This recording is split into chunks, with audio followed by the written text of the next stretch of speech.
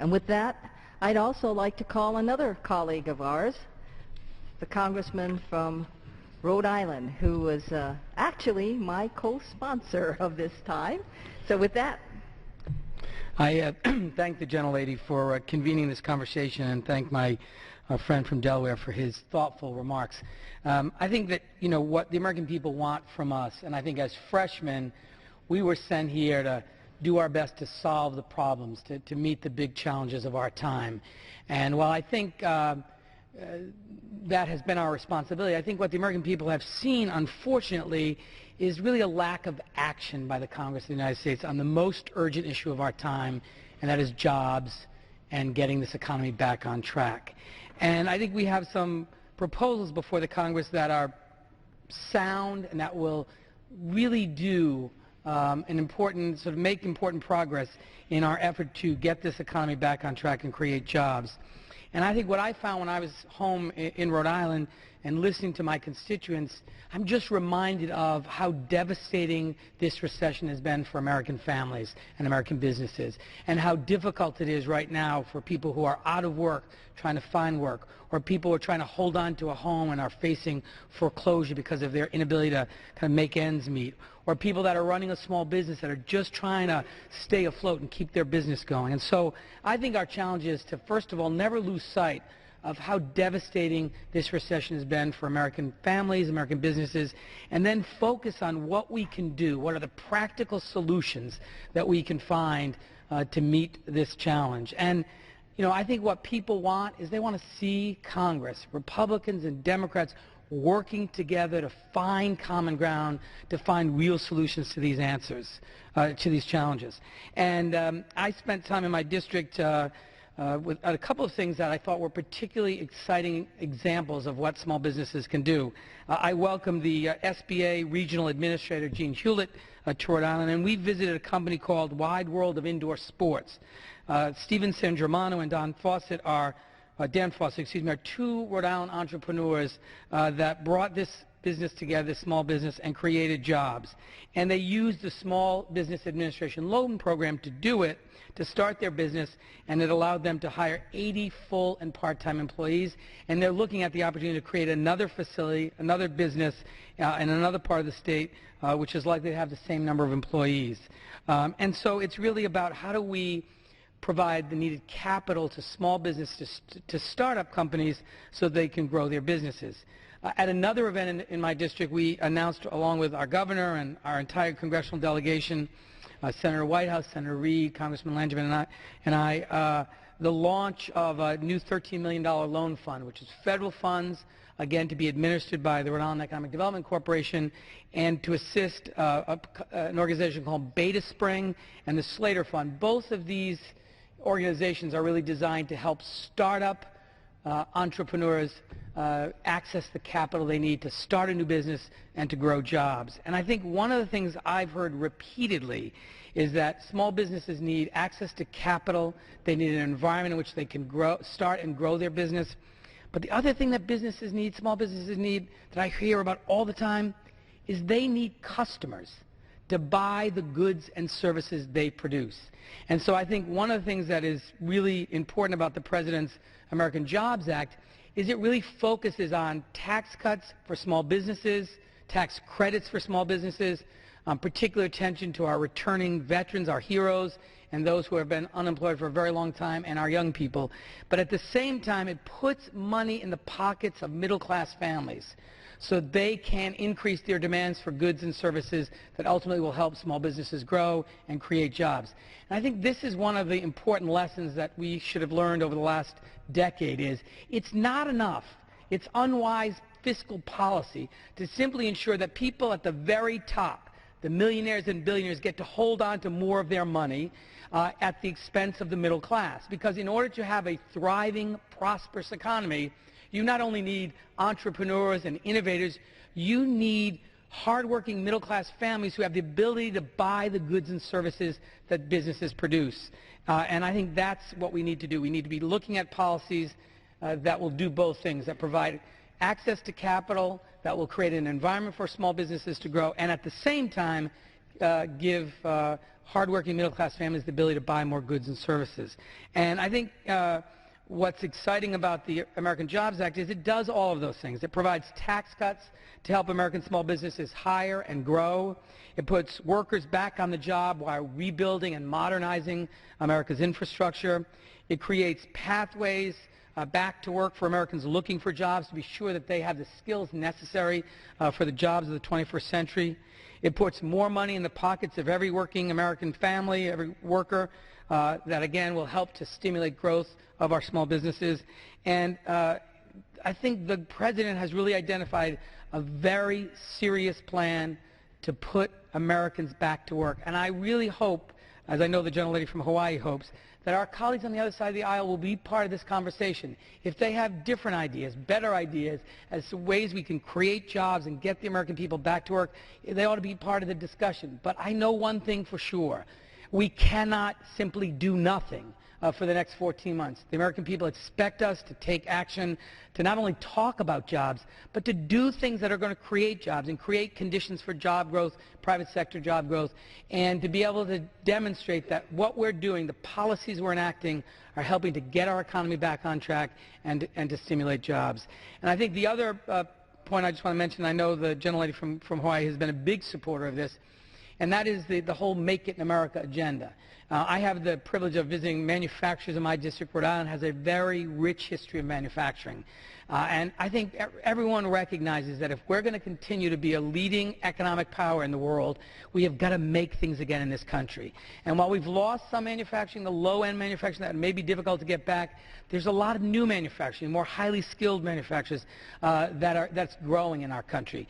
And what we need to do is we need to have policies put in place that will support American manufacturers, American workers here, so that we can compete in this global economy. We have a very ambitious, comprehensive agenda on making it in America that begins with the development of a national manufacturing strategy so we can have benchmarks and compete successfully with other countries that are engaged in manufacturing. Creating tax policies that support investments in manufacturing and job growth. One of the pieces of legislation will create what's equivalent to an IRA for manufacturers to reinvest in capital equipment so they can grow jobs. My Make It in America block grant that will help retrofit factories, retrain workers, increase exports, things that are necessary to ensure that American manufacturing can be rebuilt in this country. And this is an area where I think that the public is way ahead of the policymakers in believing that we have to make things again in America. And I thank the gentlelady for her time. Certainly. The chair lays before the House the following enrolled bill. H.R. 2608, an act making continuing appropriations for fiscal year 2012 and for other purposes. The gentleman may continue. Thank you. Thank you, Mr. Speaker.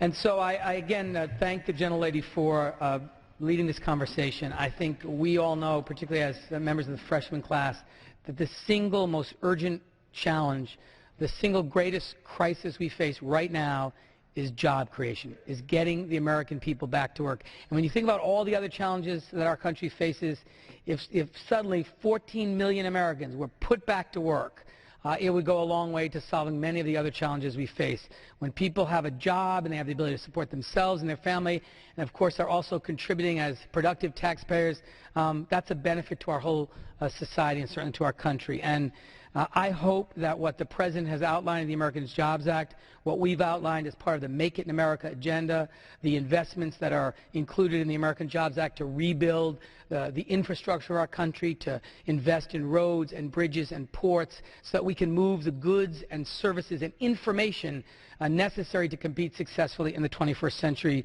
those kinds of investments that ensure that we will do things today that will create jobs in the short term, and in the long-term deal in a responsible way with managing our debt and our deficit. But we've got to do both things. We have to have a long-term strategy for fiscal responsibility that addresses the serious challenges that we face in terms of our debt, and at the same time, we have to make the right investments that put people back to work and that ensure that we're investing in the things that are necessary to compete successfully and win in the 21st century. Innovation, infrastructure, education, the things that are necessary to ensure that we rebuild the economy and that we not only put people back to work, that we position ourselves to continue to succeed and lead the world as a world economic power. And I think that we can do it. The American people expect us to do it, and I know when I am home in my own district and I hear directly from my constituents, they are expecting Congress to take action that is going to get this economy back on track, that's going to create jobs, and that's going to allow every American to have a legitimate shot at realizing the American dream. And I thank the gentlelady for the time. Thank you to the Congressman from Rhode Island. Before he leaves, I'd like to say this. You know, we have an opportunity as freshmen that when we came here in a small number, originally the Noble Nine, and we have maintained our relationships. And so we hear each other all the time. Some of us sit right in front of where the congressman from Rhode Island is, and we shift in and out of those seats because we hear what each other has done and what our constituents are saying. And I can't tell you, and I'm sure he shares this with me, how great it is to hear, for example, the congressman from Detroit talk about the Detroit plan, the congressman from Rhode Island speak about, of course, his sort of like a block grant for his Make It in America part. And each and every one of them has done something where they're looking at and hearing their constituents. And that's what we want to impress upon everyone. We hear what our constituents are saying. And I think it was said very well from the congressman from Delaware. What we all have to put everything aside and build on is the public confidence. Because unless the public's confidence grows, and unless they begin to feel, not only in Congress, that we're just another body, they got to feel that confidence in the United States of America, the greatest country in the world. They've got to feel that confidence. They've got to understand that other economies depend upon us, so that when we look like we're quibbling over things that are irrelevant to international matters, that's when their stock markets go crashing based on how we act. So wouldn't you say, David, that what we need to do is we need to set things aside, and anything we've got to do within the next 14 months, if we've got to work together so the people begin to have confidence in us, and then by that have confidence in this great nation. I agree, and I think one of the important responsibilities that we have, and I think the work of the super committee is obviously first and foremost to all of us.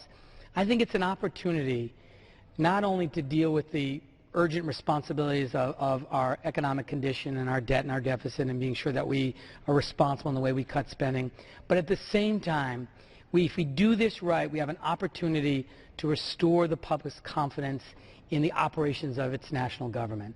And I think, people are going to look to this. It will not only matter for the next fiscal year, it will matter for many generations. We will be able to demonstrate to the American people that we came together, Republicans and Democrats, and solved this hard set of questions and made the tough decisions to fix our economy and to be sure that America continues to lead the world. And I think I'm hoping that as freshmen on both sides of the aisle, we come here new to this experience, maybe without a lot of the history that so many other members of Congress might have, and some of the scar tissue maybe that's been built up over the years. Sure. And I'm hoping the energy and the optimism of our freshman class and our freshman colleagues on the other side of the aisle can help to propel us to a new way of working together in a bipartisan way to solve the real challenges that face our country.